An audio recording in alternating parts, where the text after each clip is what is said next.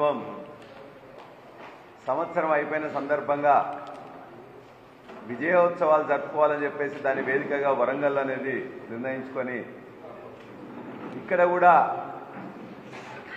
రైతుల కోసం అని చెప్పేసి ముందు మీటింగ్ పెట్టిండ్రు. ఇలా రైతులను పిలిస్తే వచ్చే పరిస్థితి లేదు కాబట్టి మహిళలందరినీ కూడా పోగేసి అది కూడా ప్రభుత్వం ఖర్చుతో ఒత్తిడితో మొత్తం ప్రభుత్వ యంత్రాంగాన్ని మొత్తం కూడా గ్రామ గ్రామానికి పంపి వాళ్ళందరినీ కూడా మహిళల్ని బతిలాడుతున్నారు.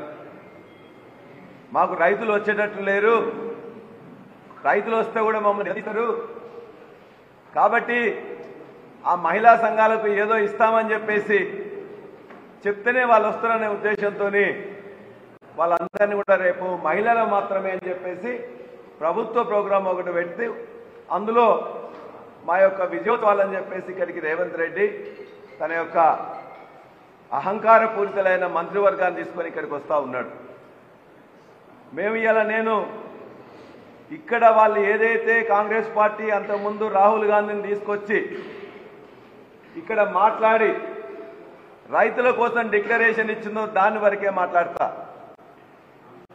రైతులు బాగా కావాలంటే కాంగ్రెస్ పార్టీ రావాలి, ఆ కాంగ్రెస్ పార్టీ ఏమేం చేస్తుంది ఇంతకుముందు ప్రభుత్వం కంటే భిన్నంగా ఏం చేస్తుందని వాళ్ళు చెప్పింది. ఇక్కడున్న ప్రెస్ మిత్రులందరూ కూడా తెలుసు. నేను అన్ని వివరాలు మాట్లాడే ముందు వాళ్ళు ఏం మాట్లాడిండ్రో కూడా నేను ఖచ్చితంగా రుణమాఫీ మీద వాళ్ళు ఏం మాట్లాడిండ్రు, రైతు బంధును రైతు భరోసా ఎట్లా చేస్తా అన్నారు, ఇవాళ కౌలు రైతులకు కూడా రైతు బీమా ఇస్తామని ఏ విధంగా చెప్పిండ్రు, ఎంఎస్పీ ధర అన్నిటి కూడా ఇస్తూ వరి ధాన్యానికి 500 బోనస్ ఇస్తామని చెప్పేసి చెప్పిండ్రు, అదేవిధంగా పంటల బీమా చేస్తామని చెప్పిండ్రు.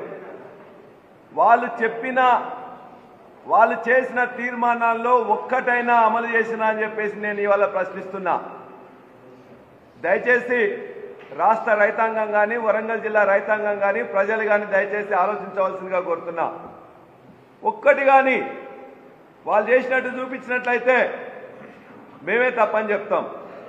ఒకవేళ వాళ్ళు ఈ సంవత్సర కాలంలో వాళ్ళు చెప్పింది చేయపోయినట్లయితే ఇప్పటికైనా ఈ యొక్క సభ ద్వారా ప్రజలకు క్షమాపణ చెప్పాలి, రైతులకు క్షమాపణ చెప్పాలి. వాళ్ళు ఏదైతే వాళ్ళు ఇంతకుముందు చేస్తామని చెప్పి చేయలేదో వాటన్నిటిని కూడా చేయాలని చెప్పి నేను కోరుతా ఉన్నా. వాళ్ళ డిక్లరేషన్ కొన్ని నేను ఖచ్చితంగా మీకు నేను చూపించదలుచుకున్నా. వాళ్ళు రైతు రుణమాఫీ మీద వాళ్ళు ఏం మాట్లాడినో చూడండి.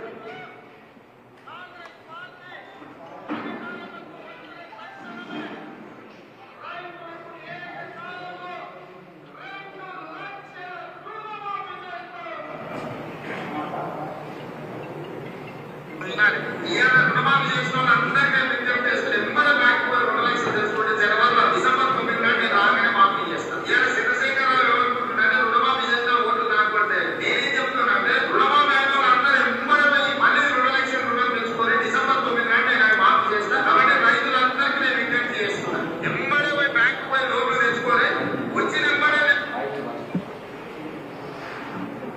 2 లక్షల పైన రుణమాఫీ ఉన్నవాళ్ళు 2 లక్షల పైన ఉన్న రుణాన్ని బ్యాంకులో చెల్లించండి.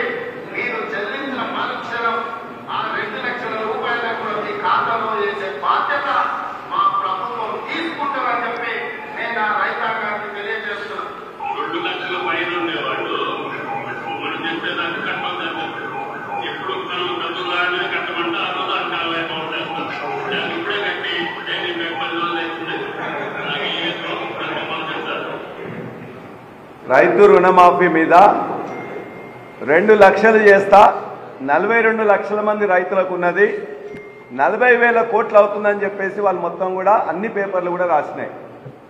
కానీ క్యాబినెట్కి వచ్చేసరికి దాన్ని ఏం చేశారు, స్టేట్ లెవెల్ బ్యాంకర్స్ మీటింగ్లో 40,000 కోట్లు చెల్లించాలని చెప్పి దాన్ని క్యాబినెట్ మీటింగ్ వచ్చేసరికి 31,000 కోట్లు చెల్లించాలని చెప్పేసి తీర్మానం చేసింది. క్యాబినెట్లో తీర్మానం చేసిండ్రు. అసెంబ్లీకి వచ్చేసరికి బడ్జెట్లో వాళ్ళు పెట్టింది 27,000 కోట్లు. కానీ వాళ్ళు 3 సార్లు బీఆర్ఓ ఇచ్చి వాళ్ళ మేము ఇస్తామని చెప్పింది 17,000 కోట్లు.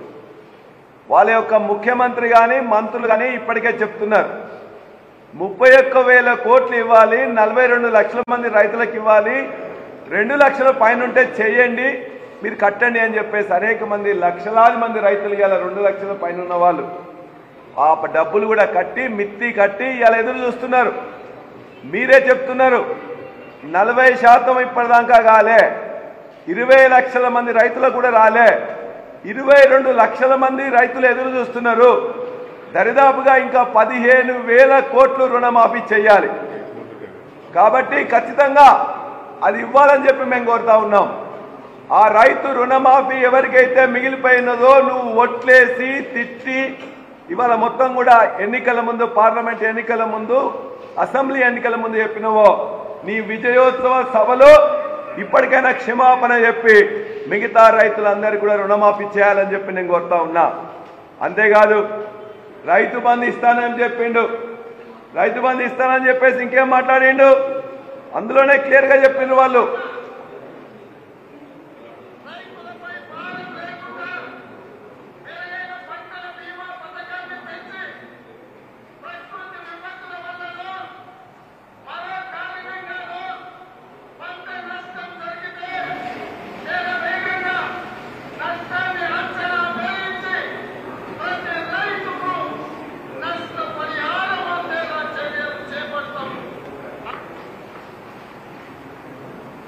ఇవన్నీ కూడా రైతు వేదికలు ఇక్కడనే జరిగినాయి.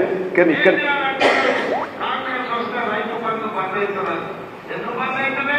మేమేమైనా దివానగలమా? మాకేమైనా సమాజ్ లేదా? రైతుల కష్టాలు డబ్బులా? రైతులకు కరెంటు బంద్ అవుతుంది, రైతు బంధు బంద్ అవుతుందని ఈ విధంగా అన్ని విషయాల మీద రుణమాఫీ ఇయ్యలే, రైతు బంధు ఇయ్యలే. మేము అవలాగాలమా, దివానగాలమా, మాకు మెదడు లేదా, మాకేం లేదా అని చెప్పేసి అన్నాడు. నీకు మెదడు ఉందా లేదా, నువ్వు దివానా కాదువా కాదా, సంవత్సరం తర్వాత రైతులు గుర్తిస్తున్నారు. రైతు బంధు ఇవ్వకుండా రైతు భరోసా 15,000 కోట్లు, 15,000 ఎకరానికి ఇస్తామని చెప్పిండు, ఇవ్వలేదు. ముందు నువ్వు క్షమాపణ చెప్పి రైతు బంధు వెంటనే వేసి ఆ తర్వాత నీ విజయోత్సవాలు చేసుకోమని చెప్పి నేను కోరుతున్నా. కౌలు రైతులకు కూడా రైతు బీమా ఇస్తా అని చెప్పిండు, కౌలు రైతులకు రైతు బీమా ఇస్తా అని చెప్పిండు, ఇవ్వలేదు. పంటల బీమా కేసీఆర్ గారు చేయట్లేదు, ఆ పంటల బీమా నేను చేస్తా. ప్రైమ్ మినిస్టర్ ఫసల్ బీమా యోజనలో మేము పార్టిసిపేట్ చేస్తాం. ఈ ప్రభుత్వం కేసీఆర్ గారు ప్రభుత్వం చేయట్లేదు అన్నాడు. ప్రైమ్ మినిస్టర్ ఫసల్ బీమా యోజనలో పార్టిసిపేట్ చేయలే. ఈ సంవత్సర కాలంలో ₹1 కానీ 1 ఎకరానికి కానీ పంటల బీమా కింద డబ్బులు ఇవ్వలే. అన్ని మాయ మాటలు, మోసం మాటలు, అబద్ధ మాటలు, అసత్యాలు. అంతేకాదు ఇవాళ రైతాంగానికి సంబంధించిన రుణమాఫీ ఫెయిల్, రైతు బంధు ఇస్తానని చెప్పేసి ఇవ్వలే, రైతు బీమా కూలీలకు, రైతు కూలీలకు అందరు కూడా ఇస్తామని చెప్పేసి ఇవ్వలే, పంటల బీమా చేస్తానని చెప్పిండు, చేయలే. ఇక నిన్న ఆయన మాట్లాడుతూ చెప్తున్నాడు, మొత్తం కూడా వ్యవసాయ శాఖ మంత్రి చెప్తున్నాడు, ఈ దేశంలో అత్యంత ఎక్కువ వరి పంట రేవంత్ రెడ్డి నాయకత్వంలో వ్యవసాయ శాఖ మంత్రి దున్ని పండించిందట. సిగ్గు శరం ఉండాలి. 2014లో స్థానం ఉన్న తెలంగాణలో ఇవాళ నెంబర్ 1గా లాస్ట్ ఇయర్ వరకే తీసుకొచ్చినాం. పంటల విస్తీర్ణంలో, వరి విస్తీర్ణంలో, వరి ఉత్పాదకతలో 1 ఎకరాకు ఎన్ని క్వింటాలు పండించే దాంట్లో కూడా నెంబర్ 2 వచ్చినాం. విస్తీర్ణంలో నెంబర్ 2గా వచ్చినాం, ఉత్పత్తిలో నెంబర్ 1గా వచ్చినాం.